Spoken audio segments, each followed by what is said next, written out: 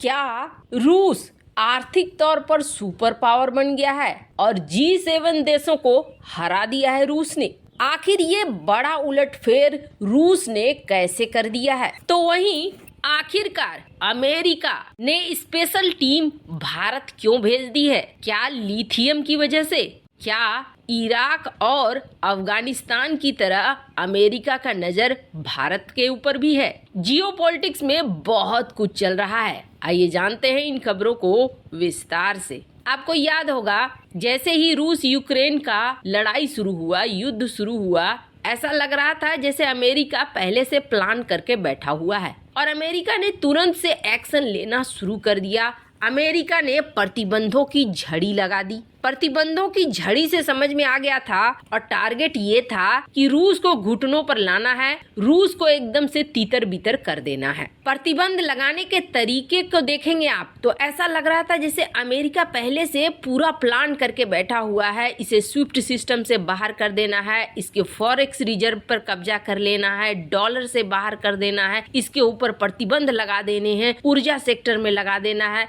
मतलब रूस का हर कुछ निकाल कर बैठा था कि कैसे इसको तोड़ना है और उसी तरीके से रूस के ऊपर प्रतिबंध पे प्रतिबंध लगते चले गए। माना यह गया कि जल्द ही रूस आ जाएगा घुटनों पर और बिखर जाएगा। रूस के अंदर महंगाई फैलेगी और जब महंगाई फैलेगी तो जनता गुस्सा में आएगी और गुस्से में जनता तख्ता पलट कर देगी, सब कुछ तितर बितर हो जाएगा। प्लानिंग बहुत सही था, लेकिन यहाँ पर अब 1 साल पूरा होने को आ रहे हैं और इस 1 साल में देखा जा रहा है कि रूस के अंदर महंगाई भी नहीं है, सारी चीजें कंट्रोल में है। उसके बाद ये भी देखा जा रहा है कि रूस को जो सोचा था कि रूस टूट जाएगा वो भी नहीं टूट रहा है। तो क्या फिर जो ये सैंक्शन लगाए गए, जो ये प्रतिबंध लगाए गए, ये प्रतिबंध बेकार साबित हो गए? और आखिर रूस ने इन प्रतिबंधों का जवाब कैसे दे दिया? आखिर रूस ने इस तरीके की प्लानिंग कैसे कर ली थी? क्योंकि ये कहा जा रहा है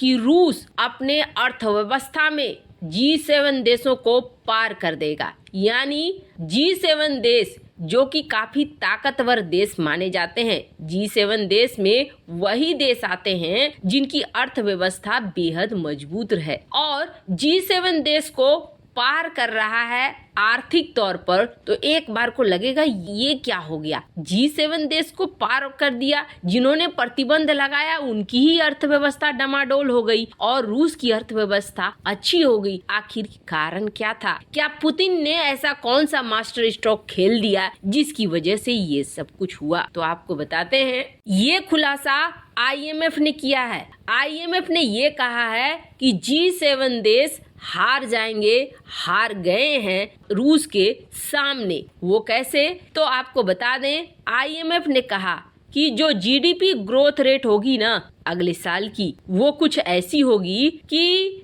1.5% कनाडा की होगी, 1% अमेरिका की होगी, तो वही GDP ग्रोथ रेट रूस की होगी 2.1%। इसमें ये कहा जा रहा है कि अगले साल ऐसा ही होने वाला है, G7 के देश हार जाएंगे, G7 देशों को पछाड़ देगा रशियन इकोनॉमी। मन में आपके भी सवाल आएगा कि आखिर रूस ने ऐसा क्या कर दिया? तो आपको बताते हैं, एक नहीं कई पॉइंट है जिसकी वजह से रूस ने अपनी इकोनॉमी को बहुत अच्छे से संभाल लिया। पहली बात, रूस पहले से प्लान्ड था और इस वजह से रूस ने ढेर सारा सोना खरीदा था। रूस को ये नहीं पता था कि उसका फॉरेन रिजर्व कब्जे में चला जाएगा, लेकिन ये जरूर पता था कि रूस के ऊपर प्रतिबंध लगेंगे, इसलिए रूस ने ताबड़तोड़ सोना खरीदा था। ये पहला पॉइंट था, क्योंकि कितना भी करेंसी के ऊपर प्रतिबंध लग जाए, सोना के ऊपर तो प्रतिबंध नहीं लगेगा। और दूसरी बड़ी बात है, सोना का मूल्य, गोल्ड का मूल्य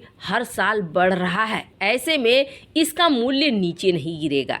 एक पहली प्लानिंग ये थी। दूसरी प्लानिंग, रूस ने अपने सेंट्रल बैंक को बहुत अच्छे से हैंडल किया और सेंट्रल बैंक को ये कह दिया कि हमारे देश के अंदर महंगाई नहीं आनी चाहिए, इस तरीके से कंट्रोल करो चीजों को कि महंगाई ना आए। सेंट्रल बैंक ने भी बहुत अच्छे से काम किया और देखने को मिला कि महंगाई नहीं आई। तीसरा फैक्टर जो बहुत इंपॉर्टेंट था, अपने व्यापार को बढ़ाना। अब यूरोपीय देशों ने, अमेरिकी देशों ने तो प्रतिबंध लगा दिया, लेकिन रूस को नए पार्टनर मिल गए। रूस को वो नए पार्टनर थे चाइना, तुर्की, भारत, ब्राजील। इन देशों ने अपनी खरीद को 50% तक बढ़ा दिया। हाँ, रूस ने भी इन्हें हैंडल करने के लिए तरीका अपनाया और वो था डिस्काउंटेड प्राइस। डिस्काउंटेड प्राइस में ही सही, लेकिन लगातार कैश फ्लो रूस को मिलता चला गया। चौथा कारण था, रूस ने कहा कि रूबल में व्यापार करेंगे। यूरोपीय देशों को मजबूर होना पड़ा रूबल में व्यापार करने के लिए। पांचवा कारण था, इन देशों के पास, यूरोपीय देश और पश्चिमी देशों के पास ऑप्शन नहीं था। एग्रीकल्चर के जो प्रोडक्ट थे, यानी कि फर्टिलाइजर वगैरह, इन्होंने इस पर सेंसन नहीं लगाए क्योंकि इसके बगैर काम नहीं चलता। पांचवी तरफ से भी पैसे आते रहे रूस को, इसलिए रूस ने इन सारे पॉइंट्स की वजह से अपनी जीडीपी ग्रोथ को G7 देशों की तुलना में ज्यादा रखा। यानी कि ये समझ लीजिए कि जो कुछ भी यहाँ पर सेंसन लगे थे, वो सेंसन अब नहीं दिख रहे हैं कि रूस के ऊपर काम कर रहे हैं। खैर, जहां एक तरफ इस खबर ने हड़कंप मचा दिया, तो वहीं दूसरी तरफ एक हड़कंप भारत में भी मचा है, और वो हड़कंप है जम्मू कश्मीर में मिला 5.9 मिलियन टन का लिथियम। और इस लिथियम के मिलने का असर भी देख लीजिए, रातों रात चीजें बदल रही हैं। सबसे बड़ी बात यह है कि लिथियम के मिलने से भारत में खुशी की लहर है, व्यापारियों में भी और उन कंपनियों में भी जो इलेक्ट्रिक वाहन बनाने वाले हैं। ये बात तो एकदम से साफ है कि आने वाला समय इन एनर्जी सेक्टर का होने वाला है और इसके लिए बहुत अच्छे से फायदा पहुंचाने वाला है भारत को लिथियम का ये भंडार। और आपको बता दें, अमेरिका भी चाह रहा है कि लिथियम के अलग अलग भंडारों में